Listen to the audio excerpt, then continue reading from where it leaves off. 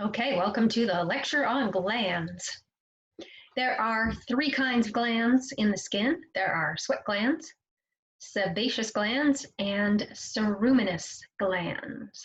We're going to start with sweat glands and the wonderful fact that you have about 3 to 4 million sweat glands contained within your skin.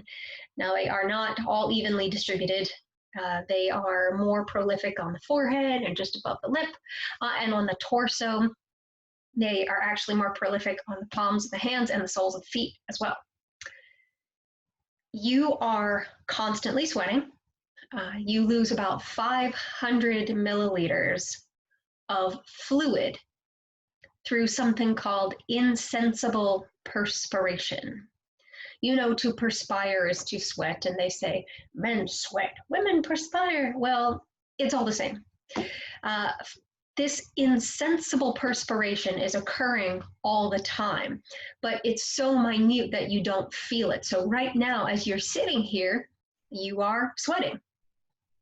Now, 500 milliliters isn't really a lot, but a water bottle, just a regular water bottle that you could purchase, is typically 500 milliliters. So if you think about it that way, that seems kind of like a lot of just regular sweat throughout the day. And the reason that you sweat is to get rid of wastes and to control body temperature.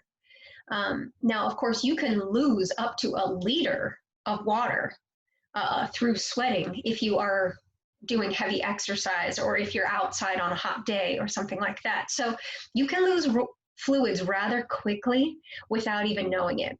And of course, you do need to replace those fluids every day. A good rule of thumb is to drink half of your body weight in ounces a day. Not half of your body weight, half of your body weight in ounces. So if you weigh 100 pounds, you drink 50 ounces of water a day. One of those 500 milliliter water bottles, so just again, one of the regular size water bottles, is 16.9 ounces. So it's not a whole lot. So you do need a little bit more water than you think throughout the day, just because you're losing it constantly. Now, what's contained in sweat exactly? Well, it depends upon the sweat gland. You actually have two different kinds of sweat glands. So let's see what they look like here. Here we are.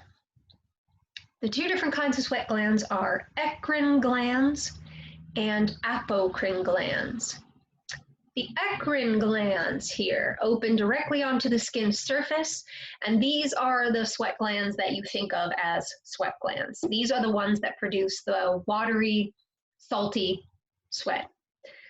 So contained in eccrine glands, of course, is mostly water. Some potassium, lactic acid, salt, of course, sodium is in there. Your book also mentions ammonia and uric acid, but in very small amounts. The ammonia and the uric acid are actually taken out mostly in the urinary system and by the liver. But anyway, you can lose some of that through your eccrine glands as well. So these are your sweat glands. And you can lose quite a bit of fluid through those, as I just mentioned. The apocrine glands are quite a bit different. These are associated with hair. So you see they attach to a hair follicle, and apocrine glands produce more of a milky substance.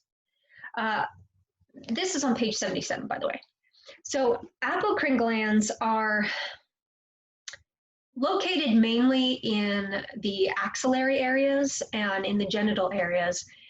And the type of sweat that they produce has a different chemical makeup.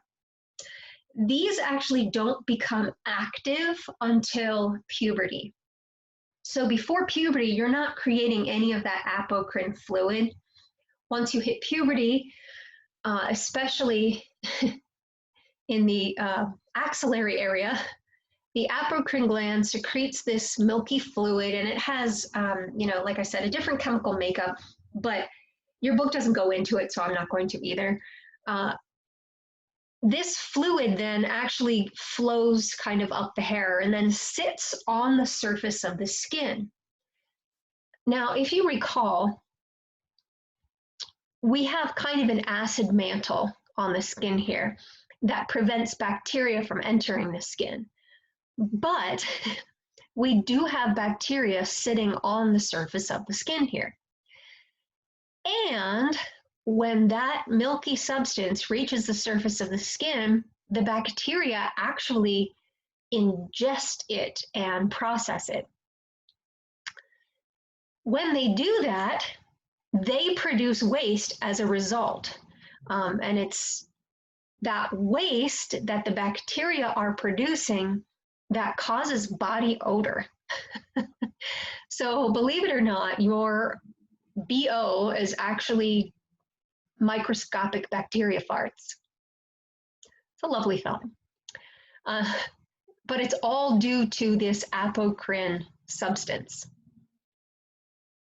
Now, the apocrine glands, within that milky substance are pheromones and other types of like sulfuric compounds, which is part of what gives the human body its odor in general.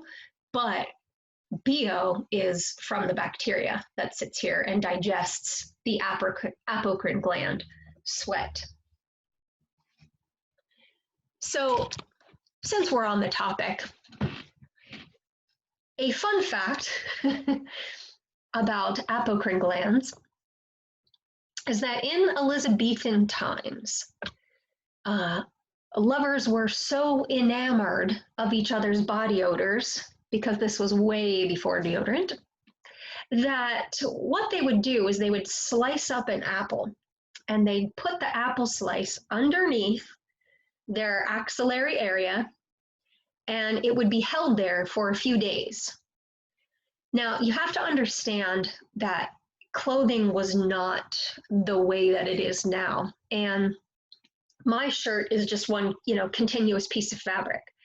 But in Elizabethan times, you actually had a bodice, and then you had sleeves that had to be tied on to the bodice, and then you had a piece that came underneath that. It was a separate piece of material that also had to be tied on.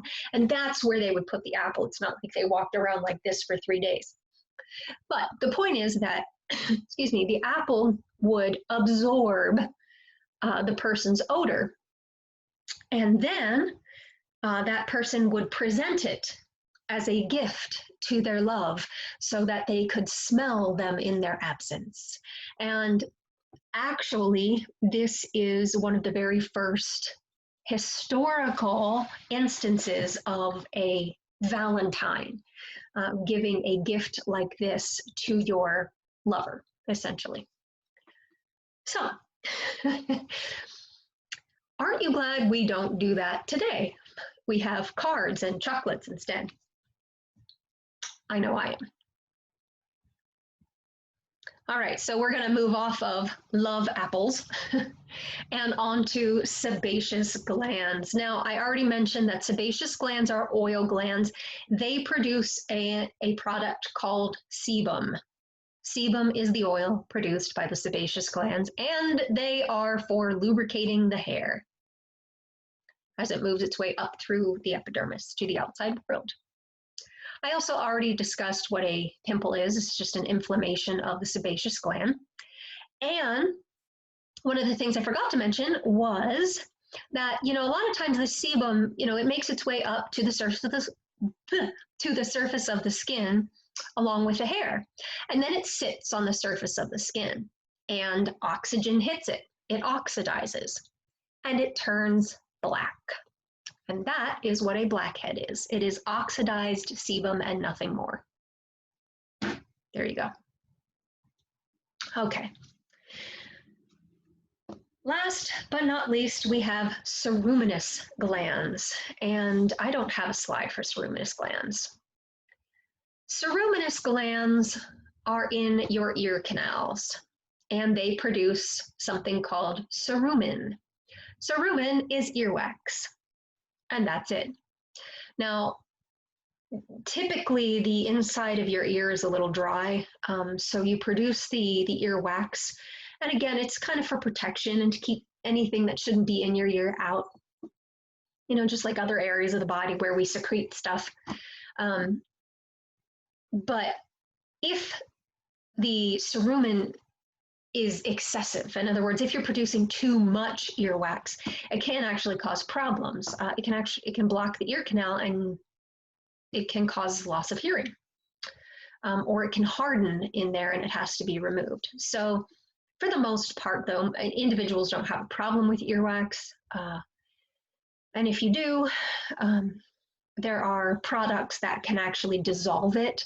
The last thing you want to do is go poking around in there because you could shove it deeper. Actually, hydrogen peroxide in water solution works really well to break that up. You just drop it in, wait for a few minutes, and turn your head the opposite direction and let it all drain out. There are lots of different ways to do it. Okay. Quick review.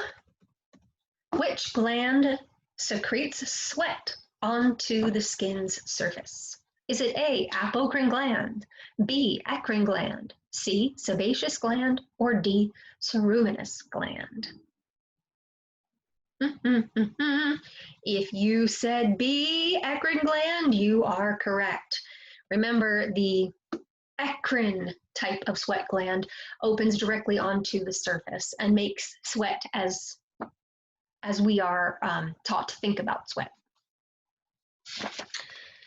Okay, that's it for glands. It's only on page 77.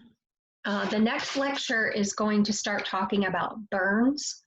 And after that, we'll be talking about skin cancer. And we have disorders of the integumentary system and effects of massage on the integumentary system yet to do. So that's what's coming up. All right, everybody, and I'm sure you still have that love apple story in your head. I know, it's a doozy. Enjoy your afternoon.